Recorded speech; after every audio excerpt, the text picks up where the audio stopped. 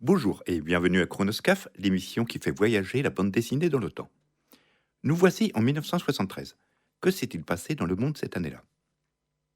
Le 27 janvier, à Paris, les États-Unis, le Sud-Vietnam et le gouvernement provisoire signent un accord de cessez-le-feu. Le 5 février a lieu la toute première représentation de la pièce de théâtre La Cage aux Folles, avec Jean Poiret et Michel Serrault. Le 16 octobre, suite à la guerre de Kippour, a lieu le premier choc pétrolier. Le dernier jour de l'année est aussi celui du premier concert du groupe culte AC/DC. Enfin, l'année 1973 est aussi marquée par la naissance d'Ange, qui présente sur Jade FM l'émission La machine à explorer le rock. Et du côté de la bande dessinée, voici une sélection de quelques bons titres. Une nouvelle fois, je vais vous présenter une aventure du plus célèbre des Gaulois. Astérix en Corse est le 20e tome de la série, toujours scénarisé par René Goscinny et dessiné par Albert Uderzo. L'histoire débute dans le village gaulois qui s'apprête à faire fêter l'anniversaire de la bataille de Gergovie. Pour marquer ce glorieux événement, de nombreux personnages rencontrés au cours des aventures précédentes ont été invités. On retrouve ainsi avec grand plaisir Alain Pix-Larverne, joli thorax cousin breton d'Astérix, ou encore le truculent Pépé, fils de soupe à l'oignon y crouton. Comme cadeau d'anniversaire, les Gaulois convient tous leurs compagnons d'armes à attaquer le camp romain de Babaoram. Sur place, Astérix libère un prisonnier corse répondant au nom de Okatarinatella Bella Chic. Celui-ci a été exilé par Suetbernus, le cupide gouverneur romain. Désireux de savoir comment les Corses résistent à l'envahisseur, Astérix et son comparse Obélix décident d'accompagner leur nouvel ami chez lui. Et c'est un inoubliable séjour qui va commencer. Astérix en Corse est probablement mon album préféré de la série. C'est un magnifique hommage à l'île de beauté que nous livrent René Goscinny et Albert Uderzo. Cet album regorge de clins d'œil. Ça débute déjà par le nom du chef corse, emprunté à une chanson de Tino Rossi. Ce nom donne lieu au cours du récit à quelques scènes hilarantes où la terminaison en chic s'est transformée en tsouin ou ploum. Il y a aussi de nombreux passages où la fierté corse met à mal les légionnaires. Et même Obélix qui doit faire face à un insulaire qui lui reproche de ne pas savoir faire la différence entre un cochon sauvage et un chef de clan. On n'oubliera pas non plus quelques bons jeux de mots dont René Goscinny avait le secret, comme « Il est célèbre chez nous le sommeil d'Astérix ». Du côté du dessin, Albert Uderzo régale nos pupilles. Les différents Corses qui parsèment le récit, comme Caféolix ou Carférix, ont de sacrées gueules. Les villages et le maquis sont superbes et justifient le nom d'île de beauté donné à la Corse. Dans l'une des dernières scènes de cette aventure, on peut admirer Okatarinetta Bella Chic dans une posture toute napoléonienne, clin d'œil à l'un des plus célèbres Corses. Merci donc à René Goscinny et Albert Uderzo pour ce si plaisant voyage. Changeons de style maintenant, mais restons dans la bande dessinée franco-belge, avec une des séries emblématiques, Boule et Bill, de Jean Robin. En cette année 1973, c'est l'album Une vie de chien qui vient de paraître. Boule est un garçon d'une dizaine d'années, qui a pour fidèle compagnon un malicieux cocker appelé Bill. Boule mène une vie paisible auprès de ses parents dans un pavillon d'une petite ville. Décliné en gag d'une page, le lecteur s'amuse des facéties de Bill et de son maître. Le cocker n'aime pas beaucoup se laver et l'épreuve du bain donne lieu à quelques passages très drôles. Boule et Bill aiment aussi se promener dans la campagne, attendent avec impatience l'arrivée de la neige pour jouer à la luge et aux batailles de boules de neige. Une fois l'hiver passé, Bill se réjouit de l'arrivée du printemps, synonyme du réveil de Caroline, l'adorable tortue qui est éprise du cocker, et réciproquement. Dans ce tome, l'auteur fait aussi un clin d'œil à de nombreuses héroïnes des éditions Dupuis, telles Sophie, Isabelle, Natacha ou Mademoiselle Jeanne, qui toutes trouvent le chien adorable. La série Boule et Bill est un classique de la bande dessinée familiale, qu'on trouvait dans les années 60-70. C'est drôle et bon enfant. Les parents font souvent les frais des bêtises souvent involontaires de Boule et Bill, mais peu importe, ça fait rire et c'est le but recherché. Quant au dessin, il est très soigné. Pour la petite histoire, Bill était le nom du chien de Jean Robin. Le nom de Boule est inspiré par le surnom Bouboule qui était donné à son fils un peu enveloppé. Les premiers tomes de la série peuvent paraître un peu décevés par le côté gentillet, mais n'oublions pas qu'elle a été créée dès 1959. Elle a été, depuis, reprise par plusieurs auteurs. On se fait une petite pause musicale ? Alors on écoute Led Zeppelin avec Dear Marker.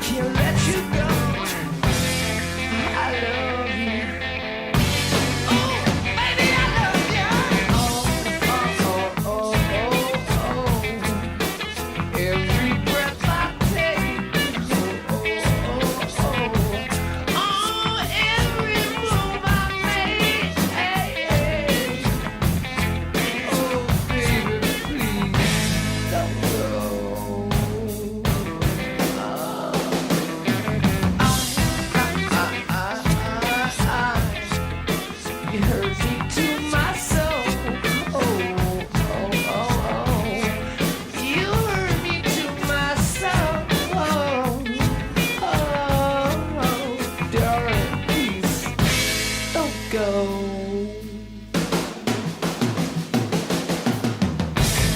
When I read the letter you sent me, made me mad. When I read the news that it broke me, made me sad. But I still love you so, and I can't let you go. I love you. Ooh, baby, I love you.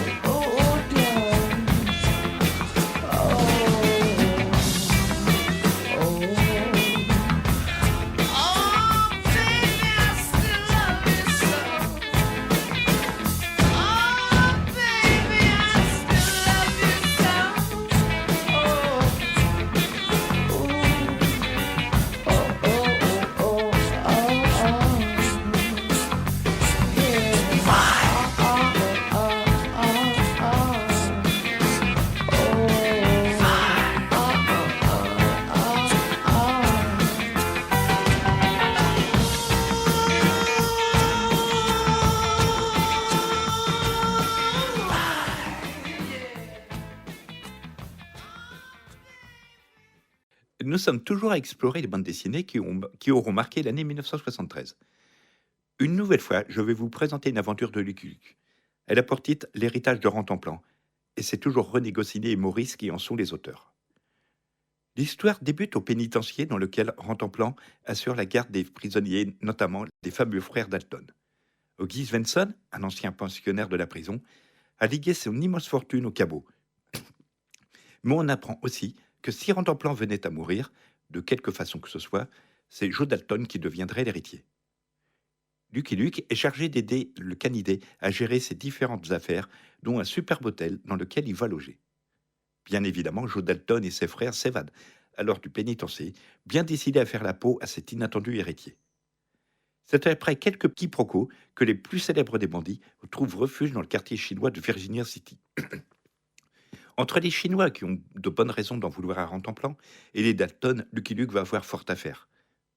Quelle belle idée que de mettre Rantanplan comme personnage principal de cette histoire. Rantanplan, le chien le plus bête de l'Ouest et même de l'Est, est une énième trouvaille de René Goscinny. Un clin d'œil à un autre chien de fiction, Rintintin, qui lui savait tout faire. Rantanplan, lui, il ne sait rien faire, il ne sait pas nager, il n'a aucun flair, aucune intuition. Par contre, il ne manque pas d'appétit. C'est sans doute pourquoi il se sent proche d'Avril Dalton. Ce manque de qualité lui est plutôt préjudiciable dans cette histoire.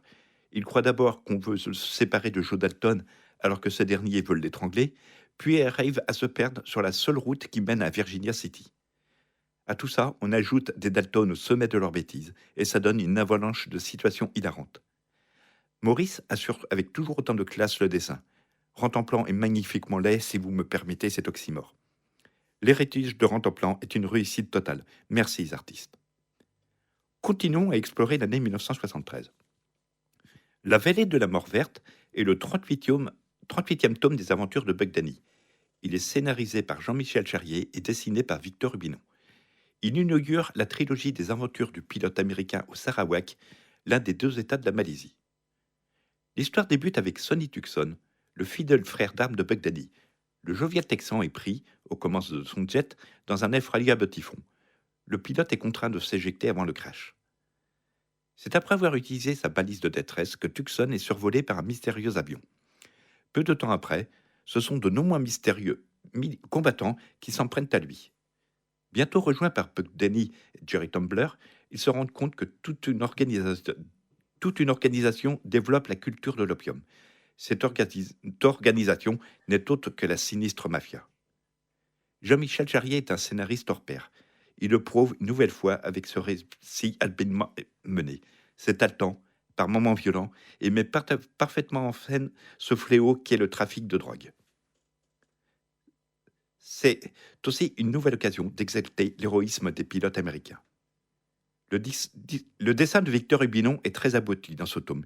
Bien entendu, les avions sont parfaitement dessinés, mais il y a aussi tous ces décors soutenant l'atmosphère exotique de cette aventure. Buck Danny est l'archétype du héros comme on les aime, courageux, intelligent, loyal envers son pays et ses amis. Et quelle longévité!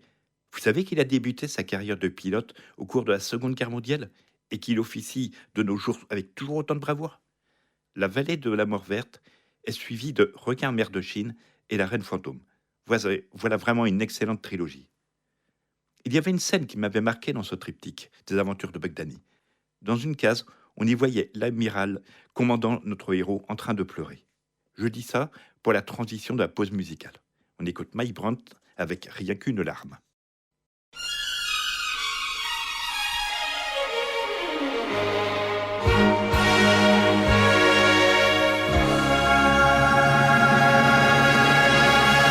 Rien qu'une larme dans tes yeux, c'est toujours ta seule réponse. Quand je te dis qu'il vaudrait mieux ne plus se revoir nous deux, j'étais certes à cette fois que rien ne me retiendrait. On se trompe quelquefois. Une larme a tout changé. Rien qu'une larme dans tes yeux. Et soudain je réalise que de nous deux, c'est moi le plus malheureux. Par ma faute trop de fois, mon amour tu as pleuré. J'ai voulu partir sans toi, et sans fois je suis resté.